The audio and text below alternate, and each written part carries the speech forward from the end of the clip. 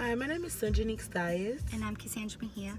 And today we're going to be discussing the book called Afeni Shakur, Evolution of a Revolutionary by Jasmine Guy. The book basically discusses Afeni Shakur's life and how she came from a broken home, broken family. Her dad, used to be her mom. And she just watched it her whole life, and it turned her into basically a rebel, to where she was rebellious against men. She didn't have any type of respect for men, although she did date a lot of men throughout the book. A quote that she actually says, it's important to know the stuff you came from, and she's very passionate about where her family came from. She's very strong opinionated about where her family came from, but she doesn't really respect men because of her father being the alcoholic that he is. And Jasmine Guy, I feel like does not know where her shoes are, does not know the shoes that she walks in. She's privileged, and it was a different type of environment. So for her to interview her was, I guess, she was kind of trying to live in her shoes, and it was different.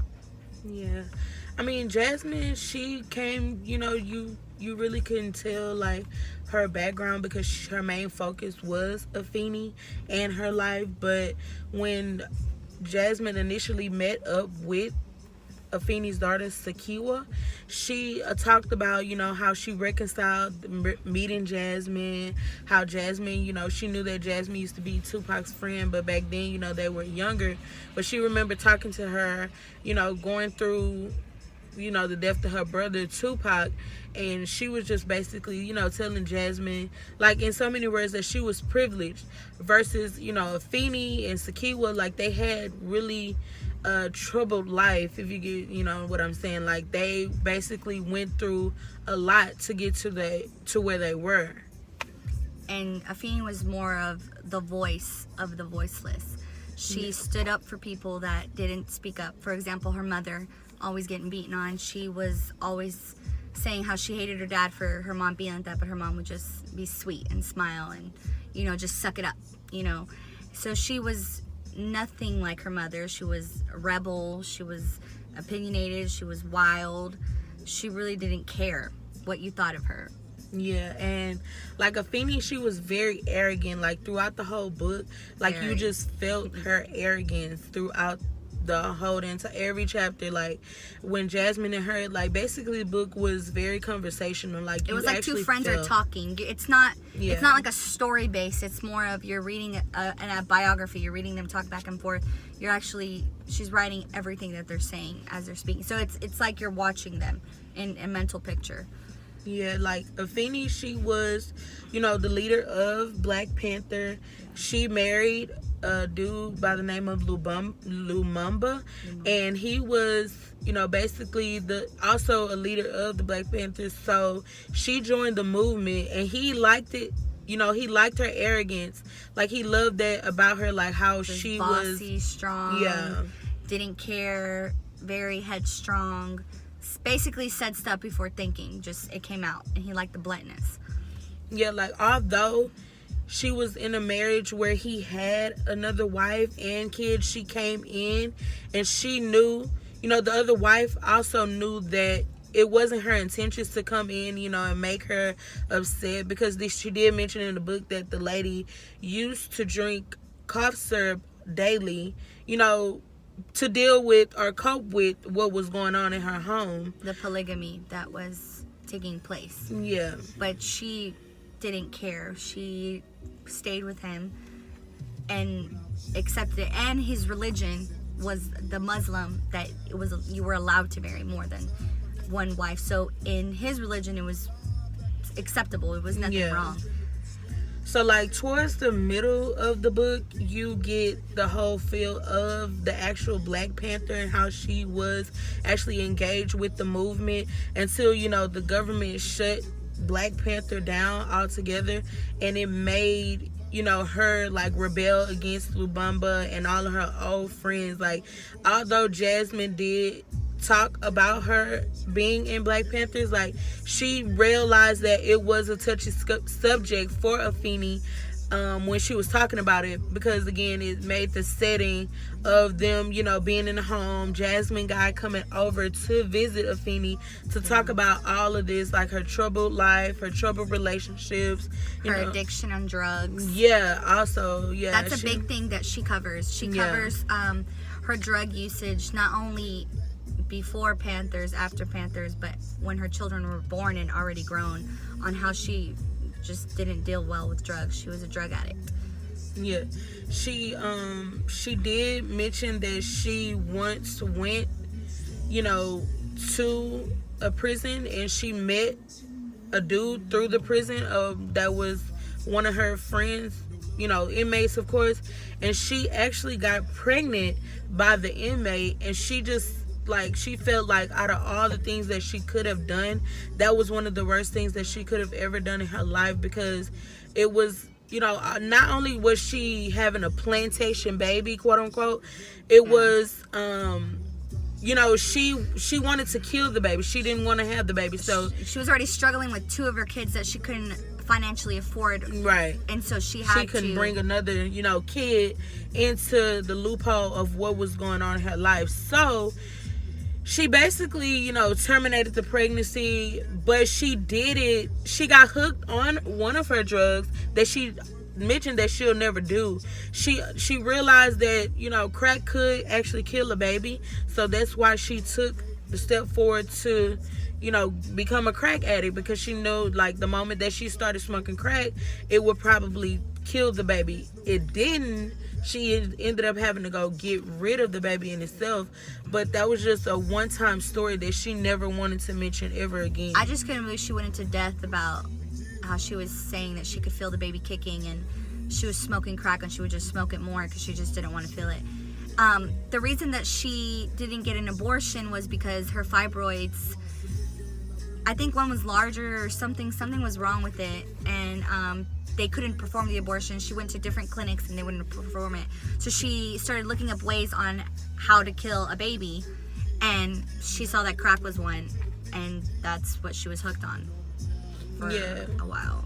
And Jasmine also touched bases with her daughter about her daughter being suicidal, and how she went to a rehabilitation center and things of that nature, all because, how her life was. Like Sakiwi did mention that she felt like Tupac was the light of her mom's life, which made her neglect her mom's soulmate. She quotes that. She says Tupac was my mom's soulmate, and the way that I grew up proves that. So it just shows, she really pushed her other kid to the side. And I feel like because Tupac was intelligent and charismatic and loud and crazy like her, she favored him more. Yeah. And Sakiwa was very reserved, very quiet. She wasn't, not that she wasn't smart, she just wasn't like them. She says it, I'm not like my mother. She wasn't loud. So being raised by a drunk addict, an alcoholic, I think it was her aunt, she said that cured me. She didn't want to do that. She saw her mother stumble upon cocaine and crack. She didn't want to do that. But her addiction was sex. She was having sex at an early age. She had a drug dealer taking care of her because she had no parents. She had no guidance to take care of her. Yeah, throughout her whole life, she was really on drugs. And then towards the end is where she, throughout the whole book, it basically discusses the troubled life of Afeni Shakur. And Jasmine really was appreciative of Afeni opening her doors to her and let her write this book. Now, towards the end, it did mention that Tupac's biological father tried to come into play after Tupac's death and filed a lawsuit against Afeni to get his money, to get the $6 million. Yeah, so the quote that I took from the book was, "It's incredible that a person who has never provided anything for a child as that child grows up would try to take what that child has made of himself of his own." And I just feel like that was, completely unacceptable for Billy to do. He was never there for Tupac at the beginning. He was only there for Tupac when he heard that Tupac got shot the first time and survived, and when Tupac got shot the second time and he was on his deathbed. Yeah. He wanted to see where's the money at. that's when he started to care that his son became this inspiration for all of the world and this big,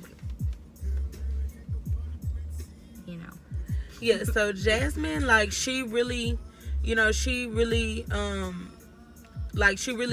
really touched Afeni lifestyle, really touched her, because Jasmine not, you know, going through anything in her life versus Afeni having to deal with, you know, the homes, the bad relationships, everything. Like, it really touched her that, you know, she welcomed her into her home, into her daughter's home, you know, her whole lifestyle, and basically let her write a biography about her.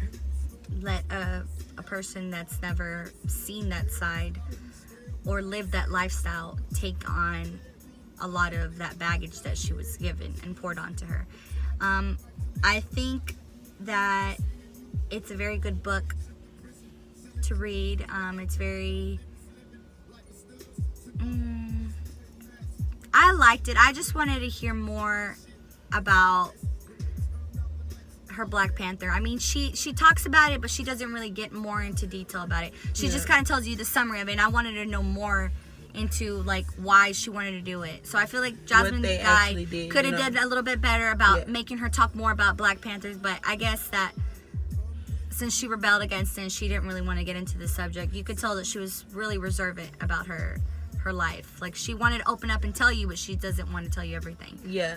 And the book, to me, it was very touching, because not only, you know, you just never know what a person comes from or what they go through or what, you know, what type of things that they get addicted to because of the lifestyle that they live. Like, the book was very informational, and like the experience that we gained from it, and also other students can gain from it as well, is that no matter where you come from, or, you know, the lifestyle that you choose to live, it's always up. You know, no matter what. And she came up. She became CEO of his music. She sold his books. She had all his money that was still coming in after his death. So she was coming from nothing, lived in a home, very bad home, and she basically ended her life living pretty good. I mean, guys, get the book. Yeah. Read the book.